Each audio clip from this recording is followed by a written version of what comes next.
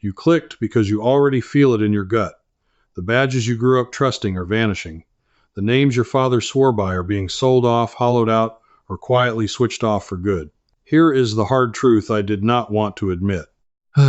6 of Britain's proudest car brands hit the wall this decade, and by 2026 the damage was impossible to hide. Most of them did not die in a fiery crash. They were bled slowly, sold quietly, and rebranded until the soul was gone.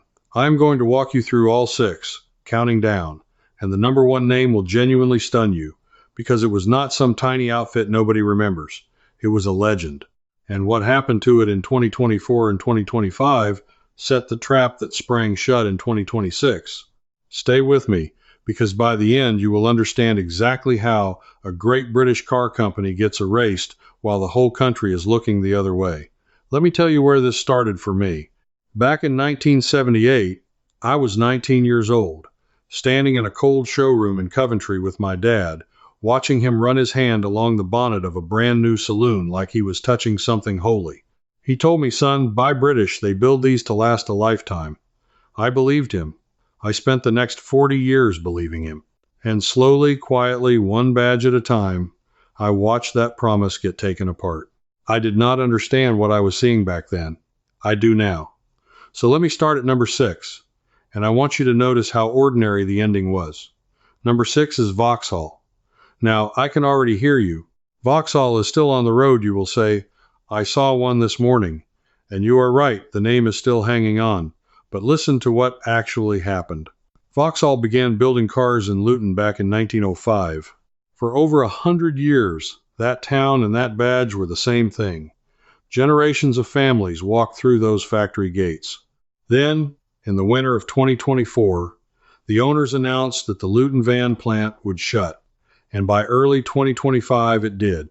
Roughly 1,100 jobs on the line, a town's identity switched off like a light. I expected a national outcry. I expected it to be front-page news for a week.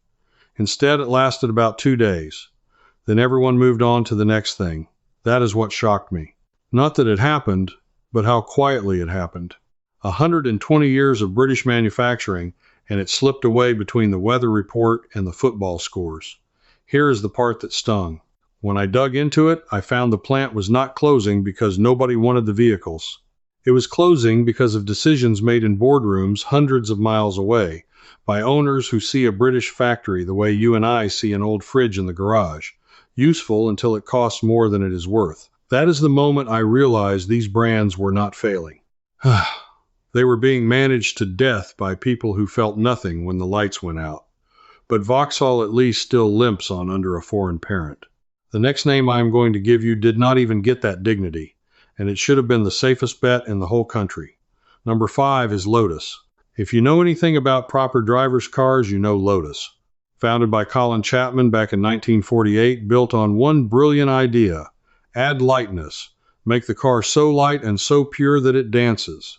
For decades, that little firm in Norfolk punched so far above its weight it embarrassed companies 50 times its size. Chapman's cars won the Formula One World Championship 7 times, 7, from a workshop in the English countryside. So what happened? In 2017, a Chinese company took majority control. And at first, honestly, I thought that might save it. Fresh money, new factories, a future. That is what they told everyone. Then reality arrived. By late 2024, reports came out of hundreds of job cuts at the Norfolk operations, something like 270 roles at risk in one round alone. The brand that meant featherweight British sports cars was being turned into something else entirely, chasing heavy electric machines built for a market on the other side of the planet. I test drove one of the old ones years ago, an Elise, and I will never forget it. It weighed almost nothing. You could feel every pebble in the road through the wheel, and it made you grin like a boy. Then I sat in one of the new ones, and it was a spaceship. Fast, yes. Clever, yes. But the soul Chapman built the whole company around, that add lightness idea, it was gone. They kept the badge and threw away the meaning. And that is the pattern I want you to start seeing, because it repeats. Keep the famous name, strip out everything that made it special, sell the memory back to us at a premium. Lotus was hollowed out while we all clapped for the investment. Now, if a company can survive owning the greatest racing name in the country and still lose its way, what chance did a firm that was drowning in debt before any of this even started really have? That brings me to number 4, and this one has been dying in slow motion for so long most people stopped noticing. Number 4 is Aston Martin, James Bond's car, the most glamorous badge Britain ever produced. And here is a fact that will knock you sideways. Aston Martin has gone bankrupt or near bankrupt around 7 times in its history, 7 times since it was founded in 1913. This is not a stable company that hit a rough patch. This is a company that has been on life support for most of a century, and we all pretended it was royalty. By the 2020s, the debt was staggering. We are talking well over £1 billion in net debt at points, the kind of number that would end any normal business overnight. Round after round of rescue money came in. New investors, new chairman, new promises. In 2023 and 2024, the losses kept stacking up, hundreds of millions in the red, and by 2025, they were still cutting jobs and pushing back their electric plans just to keep breathing. Now, here's what I want you to understand, because this is the trick. When a brand is this famous, it can look completely healthy from the outside, while it is rotting from the inside. You see the beautiful cars. You see the film premieres. You see the glossy adverts. What you do not see is the mountain of borrowed money holding the whole thing up. I nearly bought into the fantasy myself. I looked at one in a dealership, gorgeous thing, and I thought, now there is a company that has it all figured out. I was wrong. It was one bad year away from the edge, the same as it had been for 100 years. The reason this matters to you and me is simple. These brands survive by convincing us they are permanent, so we keep paying premium prices for the prestige. But prestige does not pay wages, and a badge does not build itself.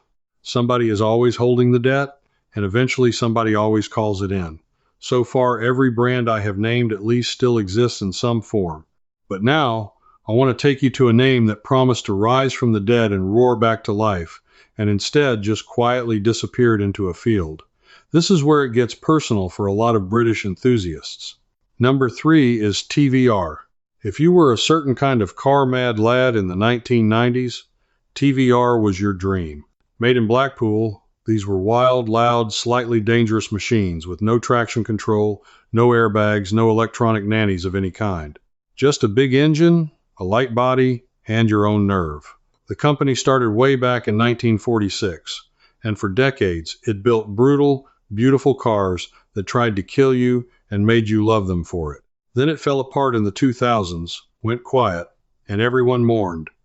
But in 2017 came the resurrection. A new TVR, the Griffith, was announced.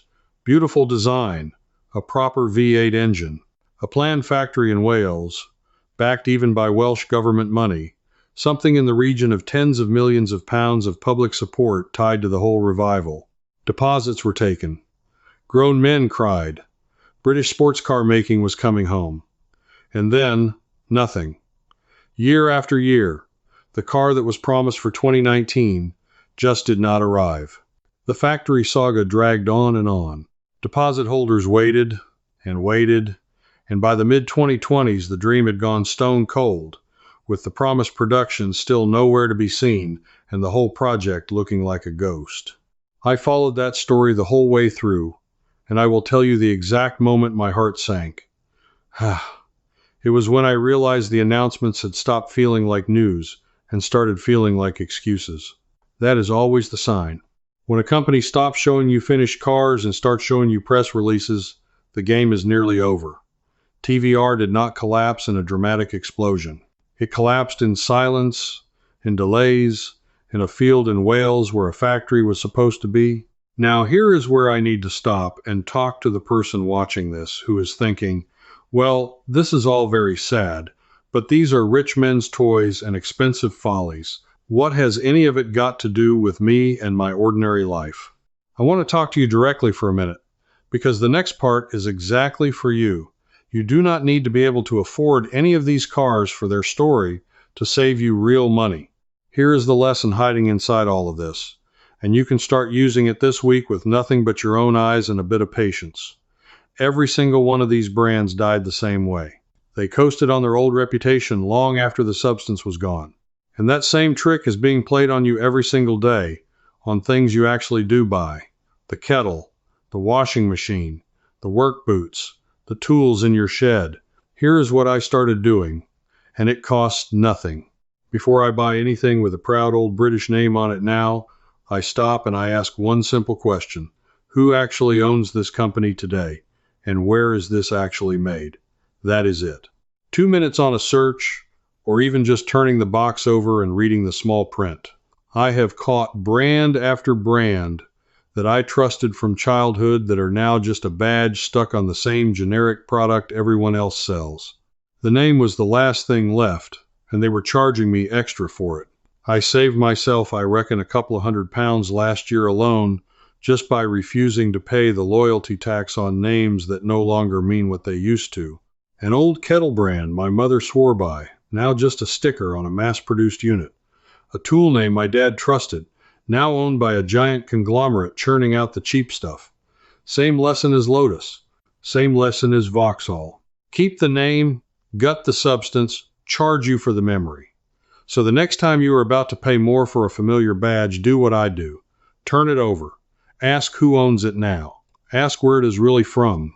That one habit which costs you absolutely nothing is worth more than any warranty, because a warranty protects the product. Your own 2 questions protect your wallet from the whole trick these companies are running. That single habit has saved me real money, and more than that, it has given me back something these companies took. If you want to go much deeper on exactly how this system works across every corner of your spending life, I've written all of it up in a book called Reset, and there is also Deep Leverage and the Full Stack, each one building on the last. They are not about cars. They are about the whole game, the patterns behind every purchase, every trusted name, and every promise made by people who are counting on you not to look too closely. You can find the details in the description below, and I genuinely think a few hours with any one of them will be worth far more than the cover price in real decisions made differently.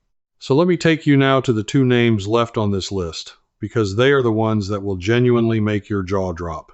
And once you start seeing that trick clearly, you cannot unsee it, which is exactly what makes the last 2 names on this list so painful. Number 2 is MG, and this one is a masterclass in the whole game because it is the most successful example of it in the country. MG started in the 1920s, born out of Morris garages in Oxford. For most of the last century, it meant one thing: affordable, cheerful little British sports cars. Roadsters you could actually afford, the kind a working man could buy and enjoy on a Sunday. The MGB alone sold in the hundreds of thousands. It was Britain's sports car for everyone. The classic MG effectively died with the collapse of the old British motor industry, and the badge was eventually bought by a Chinese state-owned giant, SAIC, in the mid-2000s. And here is the part that genuinely stops people cold. MG today is booming. It is one of the fastest growing brands in Britain. It sells enormous numbers of cars. On paper, it is a triumph. But look closer. The MGs you see on the road today are Chinese-designed, Chinese-built cars wearing a beloved old British name like a costume. The badge is British. Almost nothing else is. And it works brilliantly, because when you and I see that octagon badge, some part of us still feels that old warmth, that Sunday roadster feeling, and we trust it without even thinking. That is the point I need you to sit with. This is not a British brand that survived. This is a British name being worn by something else entirely, and it is the single most effective proof that the badge is the only thing these companies ever really needed to keep. They did not save MG. They embalmed it, dressed it up, and sent it back out to work. And most people cannot even tell. When I first understood that, I felt like a fool for every warm feeling I ever had seeing that badge in traffic. Because the company that earned that feeling has been gone for the better part of 20 years. What I was feeling was nostalgia, harvested and sold back to me by people on the other side of the world who understood my memories better than I did. So that is 5 brands. Vauxhall, managed to death. Lotus, stripped of its soul. Aston Martin, drowning in debt for a century. TVR, promised and vanished. MG, embalmed and sold back, each one worse than the last. And you would think there is nowhere darker to go, but there is, because number one is not a brand that got quietly hollowed out while nobody watched. Number one did the opposite. It stood up in front of the entire world, tore up everything it ever stood for on purpose, and dared us to watch. And the result was one of the most stunning self-inflicted wounds in the history of British industry. Number one is Jaguar. Now stop and think about what Jaguar meant. Founded in the 1930s, this was the badge of the E-Type, a car that Enzo Ferrari himself supposedly called the most beautiful car ever made. This was grace, space, and pace. This was the leaping cat, the sound of a straight six, the smell of wood and leather. This was the car that prime ministers rode in and film villains drove. For nearly 90 years, Jaguar meant British elegance with a wild heart. Nobody needed to explain it to you. You just knew. And then, in November of 2024, Jaguar unveiled a rebrand. Not a new car, a rebrand. They put out a strange, colorful advert with models in bright clothing and slogans like "Copy Nothing," and there was not a single car in it, not one. The famous leaping cat was pushed aside. The old spelling of the name was changed. 90 years of the most valuable heritage in British motoring, and they walked away from it in a video that showed no vehicle at all. I watched that advert 3 times. I genuinely thought it was a spoof at first. I thought someone had made a parody and it had fooled me. Then I realized it was real and the company had spent real money and real executives had stood behind it, and my stomach just dropped. Because I have seen this movie 5 times already in this very list. I knew exactly where it goes. The reaction was brutal. The internet tore it apart. And here is where it gets serious, not just embarrassing. Jaguar's whole plan was to go all electric and move dramatically upmarket, selling far fewer cars at far higher prices. To do that, they deliberately wound down their existing range. They stopped selling most of their traditional cars in Britain, and the sales numbers that followed were catastrophic. In some European markets, Jaguar sales fell by around 97-98% year on year. Not a dip. A near total collapse by design before the promised new cars had even properly arrived. In the United States, they paused sales entirely for a stretch. Let me put that in plain terms. A company took one of the most respected names in the entire world, a name it took 90 years to build, and in the space of a single year drove its own sales almost to zero on purpose, betting everything on a future that had not turned up yet. By 2026, the Jaguar that your father and my father revered, the maker of the E-Type, was for all practical purposes not selling cars to ordinary people at all. The leaping cat had stopped mid-air. And this is the shock I promised you at the start. The number one British car brand to collapse this decade did not fail because it ran out of money like Aston Martin, or got quietly shut like Vauxhall, or vanished into a field like TVR. It collapsed because it chose to erase itself, live in front of everyone, and call it progress. Now I want to pull all of this together because there is a thread running through every single one of these 6 stories. And once you see it, you will understand something the marketing departments would rather you never worked out. Here is the secret hiding in plain sight. Not one of these brands was killed by bad cars. Read that again. The E-Type was gorgeous. The Lotus Elise was a masterpiece. The old MG Roadsters were adored. The TVR Griffith looked stunning. The engineering was never the problem. Every one of these brands was killed by decisions made by people who saw the badge purely as a financial asset, a logo to be leveraged, moved, borrowed against, restyled, or sold with no feeling whatsoever for what that badge meant to the millions of us who grew up trusting it. That is the villain in this story. Not one company, a way of thinking, a world where a name that took a century of honest work to build is treated as nothing more than a line on a balance sheet to be squeezed dry and thrown away. And the reason they can do it, the only reason it works, is that we let the warm feeling of the old badge switch off our judgment. We keep paying for the memory, We keep trusting the sticker, and they count on it. So here is what I have started doing, and this is the real gift, buried in these 6 sad stories. I have stopped buying names. I have started buying substance. When I look at anything now, a car, a kettle, a coat, a tool, I ignore the badge completely for 1 full minute. I ask who owns it today. I ask where it is actually made. I ask what it is actually built from, and whether the thing in front of me lives up to the reputation of the name printed on it, or whether I am just paying a tax on a ghost. That single habit has saved me real money, and, more than that, it has given me back something these companies took, my own honest judgment. The truth these 6 collapses hand you, if you are willing to take it, is this. A proud name is not a promise. It is only a promise as long as the people behind it still care about keeping it, and the moment they stop, the badge becomes a trap. You do not owe your loyalty to a logo. You owe it to yourself and to the value of your own hard-earned money. If you have ever felt that quiet ache watching something great and British get sold off, gutted, or laughed at, then you already know you are the kind of person who refuses to be fooled by a shiny badge and an empty promise. That instinct in you is right. Trust it. Sharpen it. Use it every time you open your wallet. Now I want to hear from you, and I mean this. Out of all 6, which collapse hit you the hardest? Was it Jaguar erasing the leaping cat in an advert with no car in it? Was it TVR vanishing into that empty field in Wales? Or was it MG, that old Sunday Roadster badge, now worn by a car built on the other side of the world? Tell me in the comments, and tell me where in the country you are watching from, because I read every single one, and I want to know which of these names your own family once swore by. If you believe, like I do, that useful truth gets buried so that somebody else can keep profiting from our trust, then come stand with the rest of us who are done being fooled. Subscribe, and you join a growing crowd of people quietly taking back their own good judgment, one badge at a time.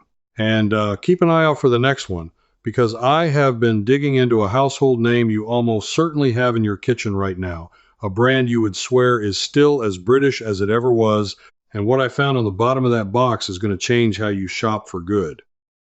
You've stayed to the end, so let me tell you what waits just past this video. Inside the old way society, I go deeper. The full brand collapse, laid out plain. You can ask me your own question, and I answer you myself. No bots. You're not doing this alone. Just point your phone at the code on the screen and you can cancel any time with one click.